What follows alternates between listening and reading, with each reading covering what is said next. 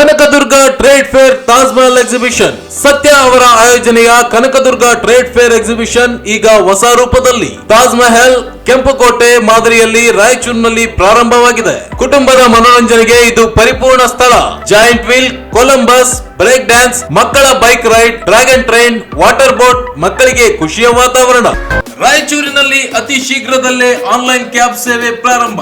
ನಗರದಲ್ಲಿ ಮೊಟ್ಟ ಮೊದಲ ಬಾರಿಗೆ ಆಟೋ ಕ್ಯಾಬ್ ಸೇವೆ ಪ್ರಾರಂಭ. ಬುಕ್ ಮಾಡಿದವರಿಗೆ ಸರಿಯಾದ ಸಮಯ, ಸೂಕ್ತ ದರದಲ್ಲಿ ಸುರಕ್ಷಿತ ಪ್ರಯಾಣದ ವ್ಯವಸ್ಥೆ, ಆಟೋ ಕ್ಯಾಬ್ ಸೇವೆ ಲಭ್ಯ. ಕೇವಲ ₹99ಗಳಲ್ಲಿ ಆರಂಭದ ಅತ್ಯಾಧುನಿಕ ಟ್ರೆಂಡಿಂಗ್ ವಸ್ತುಗಳನ್ನು ಕೊಡುವ ದಿ ಚೆನ್ನೈ ಶಾಪಿಂಗ್ ಮಾಲ್ ಈಗ ನಮ್ಮ ರಾಯಚೂರು ಮಹಾನಗರದಲ್ಲಿ. ಮಾರ್ಚ್ 8ರಂದು ಪ್ರಮುಖ ಸಿನಿ ತಾರೆಗಳು ಕೀರ್ತಿ ಸುರೇಶ್ ಮತ್ತು ನಿಶ್ವಿಕಾ ನಾಯ್ಡು ಅವರ ಹಸ್ತಗಳಿಂದ ಅದ್ದೂರಿ ಆರಂಭ. ತೆಲಂಗಾಣ, ಆಂಧ್ರಪ್ರದೇಶ, ಮಹಾರಾಷ್ಟ್ರಗಳಲ್ಲಿ ನಂಬರ್ 1 ಫ್ಯಾಷನ್ ಮಾಲ್ ಈಗ ನಮ್ಮ ರಾಯಚೂರು ಮಹಾನಗರದಲ್ಲಿ. ತಪ್ಪದೇ ಸಂದರ್ಶಿಸಿ the Chennai shopping mall, station road, public gardens ಎದುರೇ, ರಾಯಚೂರು. ನಮಸ್ಕಾರ, ಮೆಗಾ ವಾರ್ತೆಗಳಿಗೆ ಸ್ವಾಗತ. ಮೊದಲಿಗೆ ಹೆಡ್ಲೈನ್ಸ್. ಸಿಂಧನೂರು ಐವರ ಕೊಲೆ ಪ್ರಕರಣ, 3 ಜನ ಆರೋಪಿಗಳಿಗೆ ಗಲ್ಲು, 9 ಜನರಿಗೆ ಜೀವಾವಧಿ ಶಿಕ್ಷೆ ನೀಡಿದ ಕೋರ್ಟ್. ಪೊಲೀಸರ ಕಾರ್ಯಕ್ಕೆ ಎಸ್ಪಿ ಪುಟ್ಟಮಾದಯ್ಯ ಶ್ಲಾಘನೆ. ಆರ್ಡಿಸಿಸಿ ಬ್ಯಾಂಕ್ ಪ್ರಸಕ್ತ ಸಾಲಿನಲ್ಲಿ 12.11 ಕೋಟಿ ರೂಪಾಯಿ ಲಾಭ. ರಾಜ್ಯದಲ್ಲಿ 2ನೇ ಸ್ಥಾನದಲ್ಲಿ ಬ್ಯಾಂಕ್. ವಿಶ್ವನಾಥ್ ಪಾಟೀಲ್ ತೋರಣದಿನ್ನಿ. ಏಪ್ರಿಲ್ 13ರಂದು ಜೆಇಇ ನೀಟ್ ಕುರಿತು ಎಸ್ಕೆಇ ಶಿಕ್ಷಣ ಸಂಸ್ಥೆಯಿಂದ ವಿಶೇಷ ಮಾರ್ಗದರ್ಶನ ಕಾರ್ಯಾಗಾರ. ಡಾಕ್ಟರ್ ಬಾಬುರಾವ್ ಶೇಗುಣಸಿ. ಬೆಲೆ ಏರಿಕೆ ಹಿಂಪಡೆಯಲು ಆಗ್ರಹಿಸಿ ರೈತ ಸಂಘದಿಂದ ಪ್ರತಿಭಟನೆ. ನರಸಿಂಹ ನಾಯಕ್.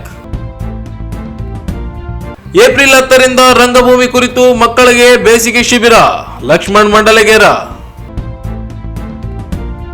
ಬೆಲೆ ಏರಿಕೆ ಖಂಡಿಸಿ ಜನವಾದಿ ಮಹಿಳಾ ಸಂಘಟನೆಯಿಂದ ಸಹಿ ಸಂಗ್ರಹ. ಏಪ್ರಿಲ್ 16ರಂದು ವಿಭಾಗ ಮಟ್ಟದ ಉದ್ಯೋಗ ಮೇಳ. ಯಶಸ್ವಿಗೆ ಸಹಕರಿಸಲು ಜಿಲ್ಲಾ ಪಂಚಾಯತ್ ಸಿಇಒ ರಾಹುಲ್ ತುಕಾರಾಂ ಪಾಂಡ್ವೆ ಸೂಚನೆ. ಮತ್ತು ಚಿನ್ನದ ತಾಳಿಬೊಟ್ಟು ಕಳೆದುಕೊಂಡ ವಾರಸುದಾರರಿಗೆ ಮರಳಿ ನೀಡಿದ ಪೊಲೀಸರು. ಈಗ ವಾರ್ತೆಗಳ ವಿವರ. 5 ವ್ಯಕ್ತಿಗಳ ಕೊಲೆ, 2 ಮೇಲೆ ಕೊಲೆಗೆ ಪ್ರಯತ್ನಿಸಿದ ಸಿಂಧನೂರು ನಗರದ ಸುಕಲ್ಪೇಟೆ 3 ಜನ ಆರೋಪಿತರಿಗೆ ಮರಣದಂಡನೆ ಹಾಗೂ ಇನ್ನುಳಿದ 9 ಜನ ಆರೋಪಿತರಿಗೆ ಜೀವಾವಧಿ ಶಿಕ್ಷೆ ಹಾಗೂ ದಂಡ ವಿಧಿಸಿ 3ನೇ ಅಧಿಕ ಜಿಲ್ಲಾ ಮತ್ತು ಸತ್ರ ನ್ಯಾಯಾಧೀಶ ಬಿಬಿ ಜಕಾತಿ ತೀರ್ಪು ನೀಡಿದ್ದಾರೆ. ಆರೋಪಿಗಳಿಗೆ ಶಿಕ್ಷೆ ನೀಡಲು ಸಹಕರಿಸಿದ ಸಿಂಧನೂರು ಪೊಲೀಸ್ ಕಾರ್ಯವನ್ನು ಎಸ್ಪಿ ಪುಟ್ಟಮಾದಯ್ಯ ಅಭಿನಂದಿಸಿದ್ದಾರೆ. ಅವರಿಂದು ಮಾಧ್ಯಮಗಳೊಂದಿಗೆ ಮಾತನಾಡಿ, ಸಿಂಧನೂರು ನಗರದ ಸುಕಾಲ್ಪೇಟೆಯ ಹಿರಲಿಂಗೇಶ್ವರ ಕಾಲೋನಿಯ ಮೃತ ಮೌನೇಶ್ ಹಾಗೂ ಕೊಲೆ ಪ್ರಕರಣದ ಮೊದಲನೇ ಆರೋಪಿ ಸಣ್ಣ ಫಕೀರಪ್ಪನ ಮಗಳು ಮಂಜುಳಾ ಪ್ರೀತಿಸಿ ಮದುವೆಯಾದ ಹಿನ್ನೆಲೆಯಲ್ಲಿ ದ್ವೇಷದಿಂದ ಕೊಲೆ ಹಾಗೂ ಕೊಲೆಗೆ ಯತ್ನಿಸಿದ ಘಟನೆ 2020ರ ಜುಲೈ 7ರಂದು ನಡೆದಿತ್ತು. ಈ ಬಗ್ಗೆ ನಗರ ಪೊಲೀಸ್ ಠಾಣೆಯಲ್ಲಿ ಪ್ರಕರಣ ದಾಖಲಾಗಿ ಅಂದಿನ ಸಿಪಿಐ ಬಾಲಚಂದ್ರ ಡಿ ಲಕ್ಕಂ ತನಿಖೆ ಕೈಗೊಂಡು ದೋಷಾರೋಪಣಾ ಪತ್ರ ಸಲ್ಲಿಸಿದ್ದರು. ಸಣ್ಣ ಫಕೀರಪ್ಪ, ಅಂಬಣ್ಣ, ಸೋಮಶೇಖರ, ರೇಖಾ, ಗಂಗಮ್ಮ, ದೊಡ್ಡ ಫಕೀರಪ್ಪ, ಹನುಮಂತ, ಹೊನ್ನೂರಪ್ಪ, ಬಸಲಿಂಗಪ್ಪ, ಅಮರೇಶ, ಶಿವರಾಜ, ಪರ್ಸಪ್ಪ ಇವರು ಅಕ್ರಮ ಕೂಟ ಕಟ್ಟಿಕೊಂಡು ಒಳಸಂಚು ರೂಪಿಸಿ ಈರಪ್ಪ, ಸುಮಿತ್ರಮ್ಮ ಮಕ್ಕಳಾದ ನಾಗರಾಜ್, ಹನುಮೇಶ್ ಹಾಗೂ ಮಗಳು ಶ್ರೀದೇವಿ ಇವರನ್ನು ಕೊಲೆ ಮಾಡಿ ಮೃತ ಈರಪ್ಪನ ಸೊಸೆಯಾದ ರೇವತಿ, ಮಗಳು ತಾಯಮ್ಮ ಇವರ ಮೇಲೆ ಮಾರಣಾಂತಿಕ ಹಲ್ಲೆ ಮಾಡಿ ಕೊಲೆ ಮಾಡಲು ಪ್ರಯತ್ನಿಸಿದ್ದರು. ಈ ಬಗ್ಗೆ 2025ರ ಏಪ್ರಿಲ್ 8ರಂದು ಪ್ರಕರಣದ ವಾದ ವಿವಾದಗಳನ್ನು ಆಲಿಸಿದ 3ನೇ ಅಧಿಕ ಜಿಲ್ಲಾ ಮತ್ತು ಸತ್ರ ನ್ಯಾಯಾಧೀಶ ಬಿಬಿ ಜಕಾತಿ ತೀರ್ಪು ನೀಡಿದ್ದು, ಕೊಲೆ ಆರೋಪಿತರಾದ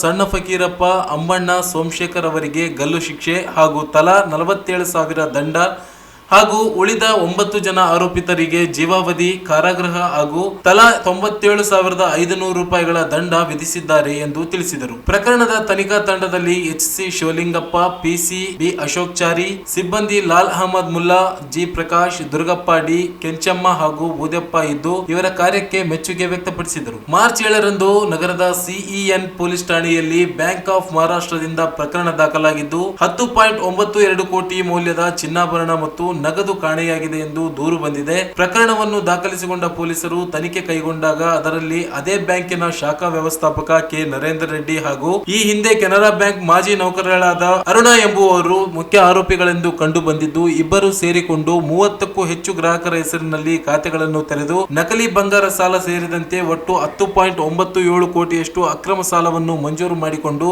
ತಮ್ಮ ಸ್ವಂತಕ್ಕೆ ಬಳಸಿಕೊಂಡಿರುವುದು ಬೆಳಕಿಗೆ ಬಂದಿದೆ. ಈಗಾಗಲೇ ಬ್ಯಾಂಕ್ ಮ್ಯಾನೇಜರ್ ನರೇಂದ್ರ ರೆಡ್ಡಿ ಅವರನ್ನು ದಸ್ತಗಿರಿ ಮಾಡಲಾಗಿದ್ದು ತನಿಖೆ ನಡೆಸಲಾಗುತ್ತಿದೆ ಎಂದರು. ಇದರಲ್ಲಿ 79.25 ಲಕ್ಷ ರೂಪಾಯಿಗಳನ್ನು ವಾಪಸ್ ಪಡೆಯಲು ಸಾಧ್ಯವಾಗಿದೆ. ತನಿಖೆ ಮುಂದುವರೆದಿದೆ. ಆರೋಪಿಗಳಿಬ್ಬರು ಶ್ರೀಶೈಲದಲ್ಲಿ ತಲೆಮರೆಸಿಕೊಂಡಿದ್ದರು ಎಂಬ ಮಾಹಿತಿ ಇತ್ತು. ಇದೀಗ ಆರೋಪಿ ನರೇಂದ್ರ ರೆಡ್ಡಿಯನ್ನು ಬಂಧಿಸಿ ವಿಚಾರಣೆ ನಡೆಸಲಾಗುತ್ತಿದೆ ಎಂದು ತಿಳಿಸಿದರು.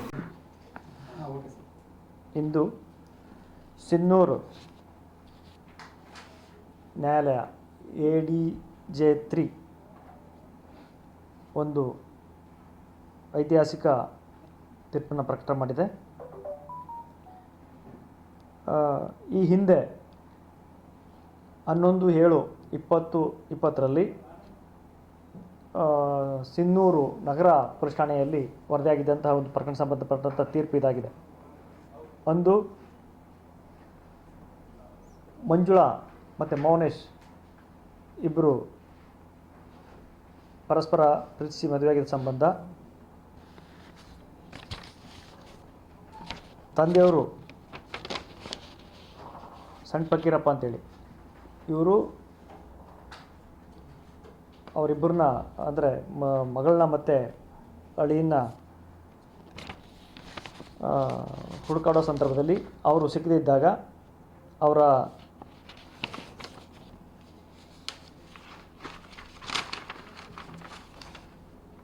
ತಂದೆ,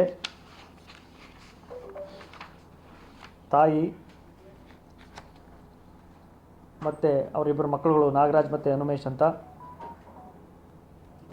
ಮತ್ತು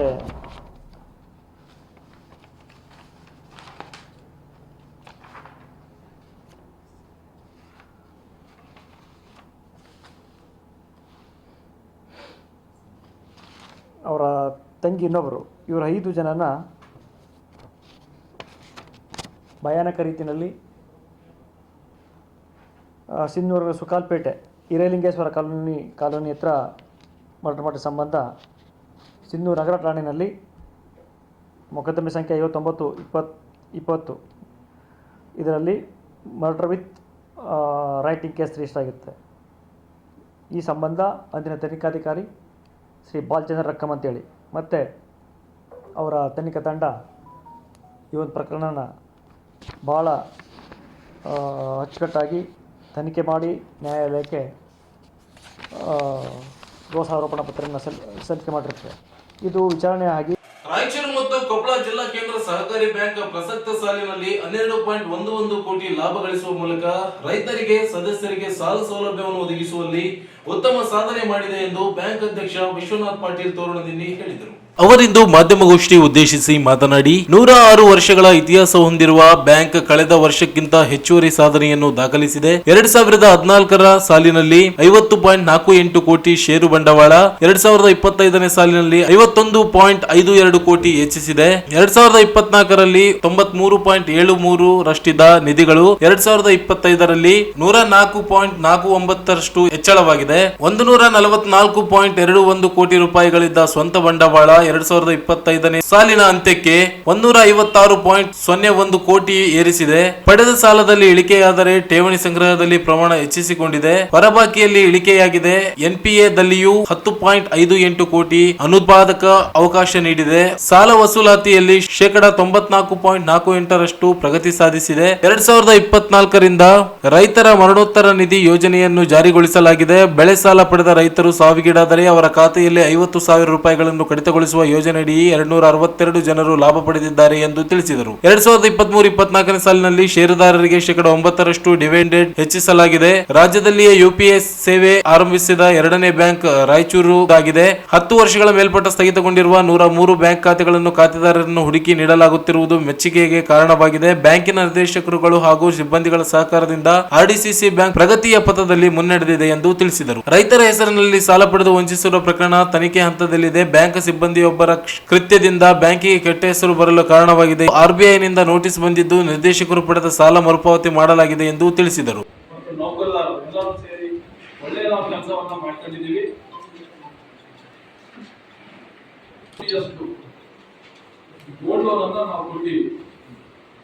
ಬಂಗಾರದ ಸಾಲವನ್ನ ಕ್ಯಾಶ್ ಕ್ರೆಡಿಟ್ 71 ಕೋಟಿ ಎಷ್ಟು, ST ಮಾರ್ಕೆಟಿಂಗ್ ಏನು ಈ ಭತ್ತ ಬಂದಾಗ ಬೆಲೆ ಇರಂಗಿಲ್ಲ, ಆ ಗೋಡಾನುಗಳಲ್ಲಿ ಸ್ಟಾಕ್ ಮಾಡಿದ್ರೆ ಫ್ಲೆಕ್ಸ್ ಲೋನ್ ಅಂತ ನಾವೇನು ಕೊಡ್ತೀವಿ, ನಾವು ಈ ವರ್ಷದಲ್ಲಿ 50 ಕೋಟಿಯಷ್ಟು ಕೊಟ್ಟಿವಿ ನಾವು. ಆದರೆ ಮಾರ್ಚ್ 33ಕ್ಕೆ 33 ಕೋಟಿಯಷ್ಟು ಔಟ್ಸ್ಟ್ಯಾಂಡಿಂಗ್ ಅಂದ್ರೆ ಇನ್ನ ಬಾಕಿ ನಮ್ಗೆ ಬರೋದು. ಅಂದ್ರೆ ಕಡ ಬಂದಾಗ ರೇಟ್ ಕಮ್ಮಿ ಇರ್ತದ. ಇಡೀ ಈ ಜಿಲ್ಲೆಯಲ್ಲಿ ಎಲ್ಲ ಬ್ಯಾಂಕ್ಗಳು ಪ್ರಜ್ವಲನೊಳಗೆ ಫೇಲ್ಯೂರ್ ಆದಂತ ಸಂದರ್ಭದಲ್ಲಿ ನಾವು ಸತತವಾಗಿ ಒಂದು 3 ವರ್ಷದಿಂದ 100 ಕೋಟಿ 80 ಕೋಟಿ 50 ಕೋಟಿಯಷ್ಟು ಕೊಟ್ಟು ಪ್ರತಿ ವರ್ಷನೂ ವಸೂಲಿ ಮಾಡಿ ರೈತರಿಗೆ ಬೆಳೆ ಏನು ರೇಟ್ ಬಂದಾಗ ಮಾರುವಂತ ವ್ಯವಸ್ಥೆಯನ್ನ ಆರ್ಡಿಸಿ ಬ್ಯಾಂಕ್ ಮಾಡ್ಕೊಂಡು ಬಂದಿದೆ. ಅದೇ ರೀತಿ ನಾವು ಮಾಟಿಗೆ 29 ಕೋಟಿಯಷ್ಟು ಕೊಟ್ಟಿವಿ. ಗೃಹ ನಿರ್ಮಾಣ ಸಾಲ 22 ಕೋಟಿಯಷ್ಟು ನಾವು ಕೊಟ್ಟಿವಿ. ಸ್ಯಾಲರಿ ಲೋನ್ ಯಾರು ಇವತ್ತು ಏಡೆಡ್ ಸ್ಕೂಲ್ ಒಳಗವ ಯಾರು ಸರ್ಕಾರಿ ನೌಕರರ ಅಂತಾರ ಅಂತವರಿಗೆ ಸುಮಾರು ಸ್ಯಾಲರಿ ಲೋನ್ 22 ಕೋಟಿ 24 ಲಕ್ಷ ನಾವು ಕೊಟ್ಟಿವಿ.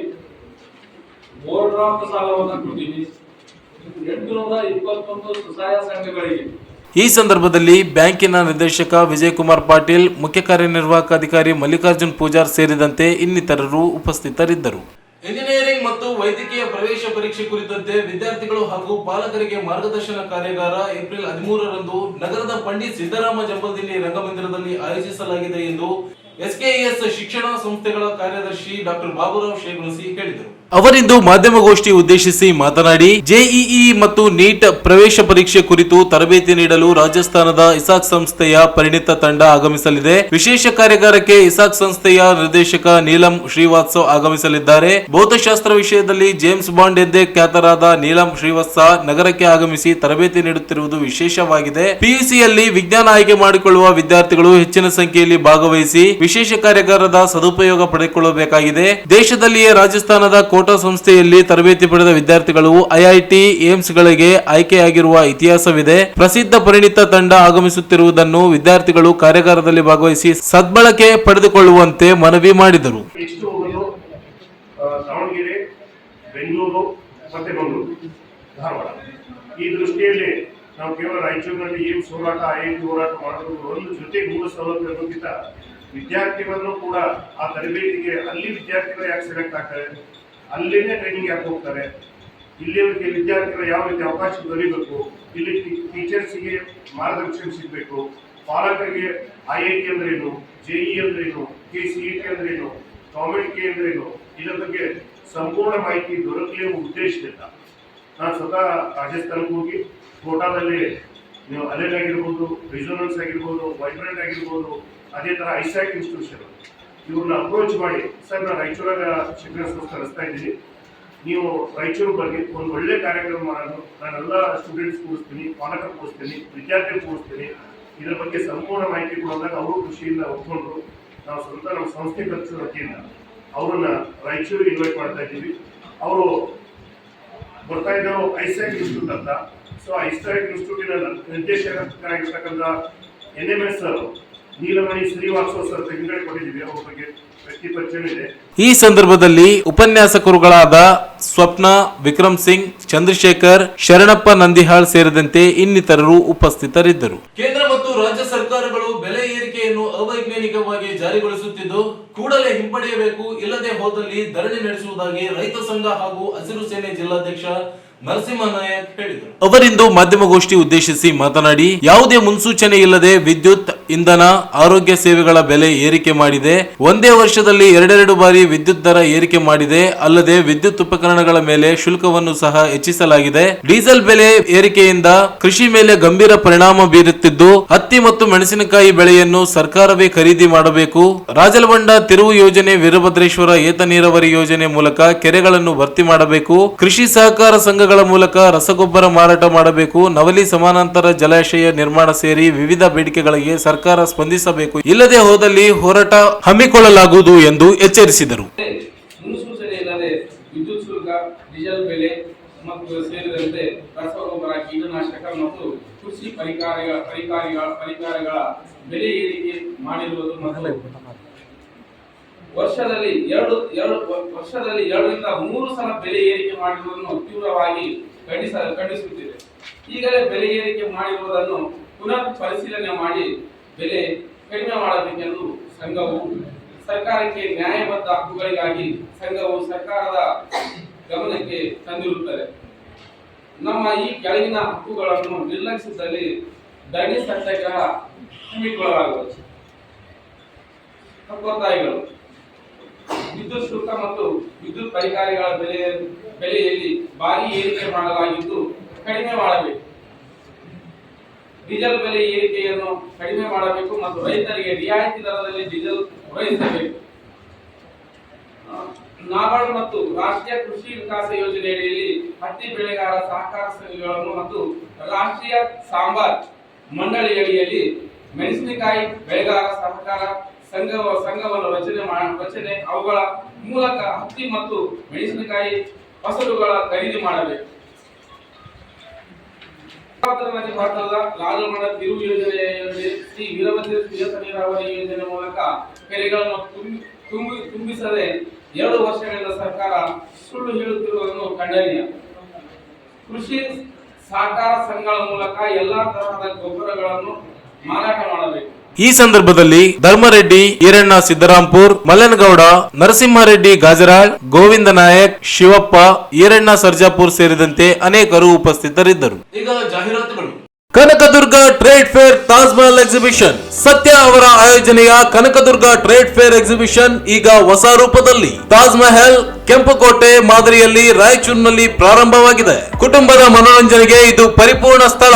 Joint wheel, Columbus, break dance, ಮಕ್ಕಳ bike ride, dragon train, water boat, ಮಕ್ಕಳಿಗೆ ಖುಷಿಯ ವಾತಾವರಣ. ಮಹಿಳೆಯರಿಗೆ ಶಾಪಿಂಗ್ ಉತ್ಸವ, bangles, ear rings, hair bands, home needs, kitchen ware, dry fruits, fancy bags ಎಲ್ಲವೂ ಲಭ್ಯ. ಪುರುಷರ ಉಡುಪು, ಮಕ್ಕಳ ಆಟಿಕೆಗಳು, ಎಲ್ಲರಿಗೂ ಇಷ್ಟವಾಗುವ ಸ್ಥಳ ಇದು ಮಾತ್ರ. ಚಾಟ್ ಬಂಡಾರ್, panipuri, aloo twister, popcorn, sugar candy, ice cream, Mysore bajji ಸೇರಿ ಎಲ್ಲಾ ವಿಧದ ಊಟದ ರುಚಿ. ಮನಸ್ಸು ಉಲ್ಲಾಸ. ಒಮ್ಮೆ ಬಂದರೆ ಮತ್ತೆ ಬಾರದಿರಲಾರಿರಿ. ಹಿಂದೆ ಭೇಟಿ ನೀಡಿ. Kanakadurga trade fair Taj Mahal exhibition. ಸ್ಥಳ ವಾಲ್ಕಟ್ ground, Basaveshwara circle, Reliance mart ಹತ್ತಿರ, ರಾಯಚೂರು.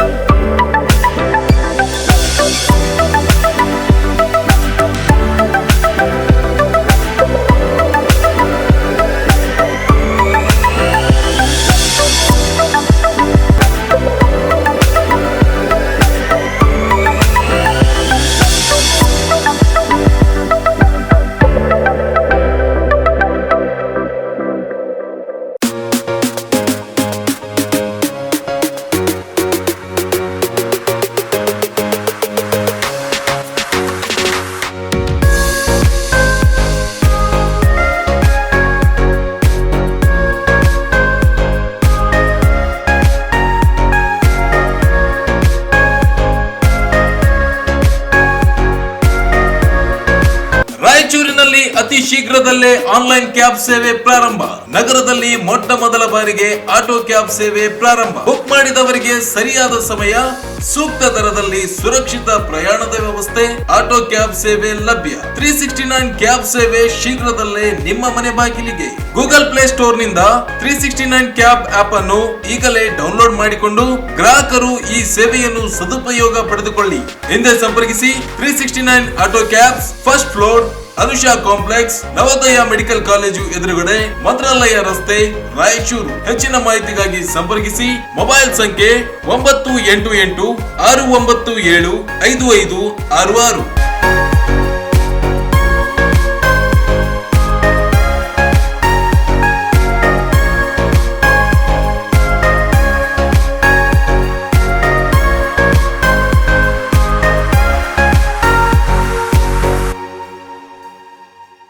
ಬಂದಾಯಿತು ಮನ ಮೆಚ್ಚಾಯಿತು ಚೆನ್ನೈ ಶಾಪಿಂಗ್ ಮಾಲ್. ಟ್ರೆಡಿಷನ್ಗೆ ಲೇಟೆಸ್ಟ್ ಫ್ಯಾಷನ್ಗೆ ಚೆನ್ನೈ ಶಾಪಿಂಗ್ ಮಾಲ್. ಯಾವ ಟ್ರೆಂಡು ಬೇಕು ಆ ಟ್ರೆಂಡು, ಮದುವೆ ಶಾಪಿಂಗ್ಗೆ ನಂಬರ್ 1 ನಮ್ಮ ಚೆನ್ನೈ ಶಾಪಿಂಗ್ ಮಾಲ್. ನಮ್ಮ Chennai shopping mall. Chennai shopping mall. ನಮ್ಮ ಚೆನ್ನೈ ಶಾಪಿಂಗ್ ಮಾಲ್. ಕೇವಲ ₹99ಗಳಲ್ಲಿ ಆರಂಭದ ಅತ್ಯಾಧುನಿಕ ಟ್ರೆಂಡಿಂಗ್ ವಸ್ತುಗಳನ್ನು ಕೊಡುವ ದಿ ಚೆನ್ನೈ ಶಾಪಿಂಗ್ ಮಾಲ್ ಈಗ ನಮ್ಮ ರಾಯಚೂರು ಮಹಾನಗರದಲ್ಲಿ. ಮಾರ್ಚ್ 8ರಂದು ಪ್ರಮುಖ ಸಿನಿ ತಾರೆಗಳು ಕೀರ್ತಿ ಸುರೇಶ್ ಮತ್ತು ನಿಶ್ವಿಕಾ ನಾಯ್ಡು ಅವರ ಹಸ್ತಗಳಿಂದ ಅದ್ದೂರಿ ಆರಂಭ. ತೆಲಂಗಾಣ, ಆಂಧ್ರಪ್ರದೇಶ್, ಮಹಾರಾಷ್ಟ್ರಗಳಲ್ಲಿ ನಂಬರ್ 1 ಫ್ಯಾಷನ್ ಮಾಲ್ ಈಗ ನಮ್ಮ ರಾಯಚೂರು ಮಹಾನಗರದಲ್ಲಿ. ತಪ್ಪದೇ ಸಂದರ್ಶಿಸಿ the Chennai shopping mall, station road, public gardens ಎದುರೇ, ರಾಯಚೂರು. ಜಾಹೀರಾತಿನ ನಂತರ ಮತ್ತೆ ಮೆಗಾ ವಾರ್ತೆಗಳಿಗೆ ಸ್ವಾಗತ.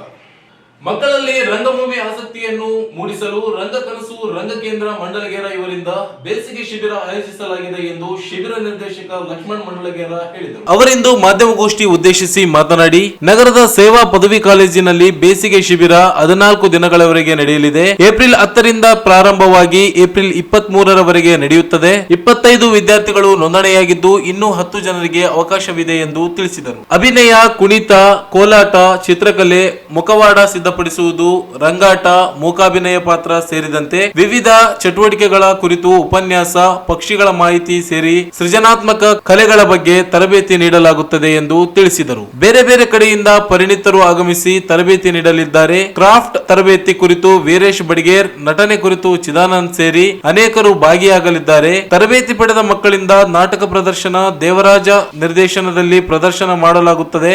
ಆಸಕ್ತರು ನೋಂದಣಿ ಮಾಡಿಕೊಳ್ಳಬೇಕೆಂದು ಮನವಿ ಮಾಡಿದರು.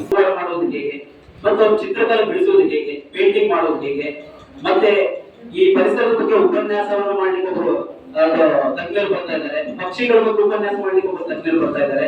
ಅದರ ಜೊತೆಗೆ ಮುಖ್ಯವಾಗಿ ಆ ಮಕ್ಕಳಿಗೆ ಇಡೀ 14 ದಿನಗಳ ಕಾಲ ಕೂಡ ಅವರು ಏನಾದ್ರೂ ಓದಿದ್ರೆ ಅಥವಾ ಕೆಲಸ ಮಾಡಿದ್ರೆ ಅದನ್ನ ಜ್ಞಾಪಕ ಶಕ್ತಿಯಾಗಿ ಹೇಗೆ ಇಟ್ಕೊಳ್ಬೇಕು, ಹಾಗೆ ವೇದಿಕೆಯಲ್ಲಿ 100 ಜನ ಇದ್ರೂ ಕೂಡ ಧೈರ್ಯವಾಗಿ ಮಾತಾಡೋದು ಹೇಗೆ, ಆ ರೀತಿಯಲ್ಲಿ ಅವ್ರಿಗೆ ಒಂದು ವೇದಿಕೆಯ ಧೈರ್ಯವನ್ನು ನಾವು ಕಲಿಸ್ಕೊಳ್ಳಿಕ್ಕೆ ಈ ಶಿಬಿರದಲ್ಲಿ ಬಹಳ ಮುಖ್ಯವಾಗಿ ಇಟ್ಕೊಂಡು ನಾವು ಕೆಲಸ ಮಾಡ್ತಾ ಇದ್ದೇವೆ.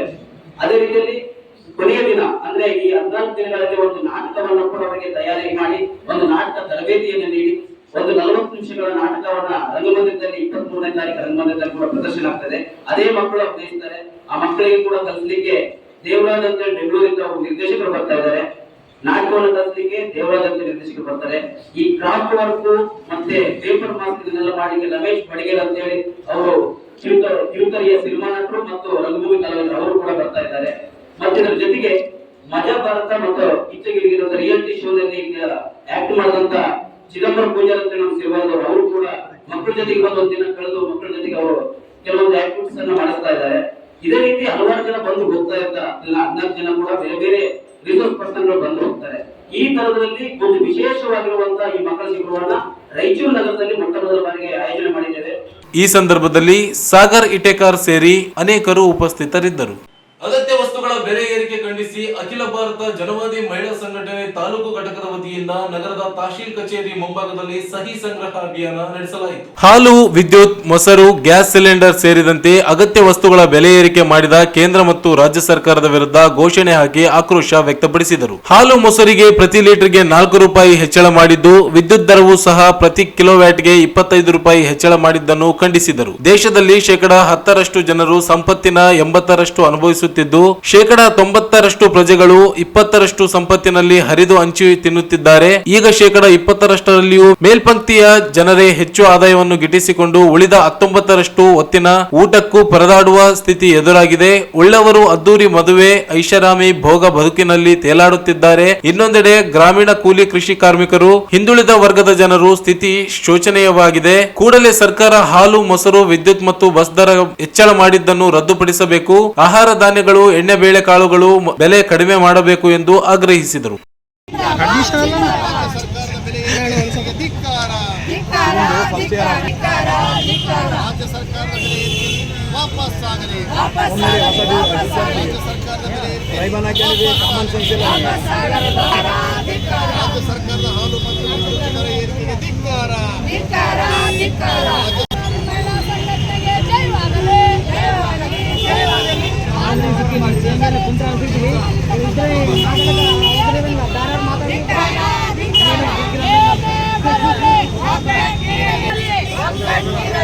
ನಡೆಯುತ್ತಿರುವ ಬೆಲೆ ಏರಿಕೆ ಖಂಡಿಸಿ ಸಹಿ ಸಂಗ್ರಹ ಆಂದೋಲನಕ್ಕೆ ಜಯವಾಗಲಿ. ಅಖಿಲ ಭಾರತ ಜನವಾದಿ ಮಹಿಳಾ ಸಂಘಟನೆಗೆ ಜಯವಾಗಲಿ. ವಿದ್ಯುತ್ ಮತ್ತು ಹಾಲು ಮೊಸರಿನ ದರ ಕಡಿಮೆ ಮಾಡಲೇಬೇಕು. ವಿದ್ಯುತ್ ಮತ್ತು ಹಾಲು ಮೊಸರಿನ ದರ ಕಡಿಮೆ ಮಾಡುವುದಿಲ್ಲ.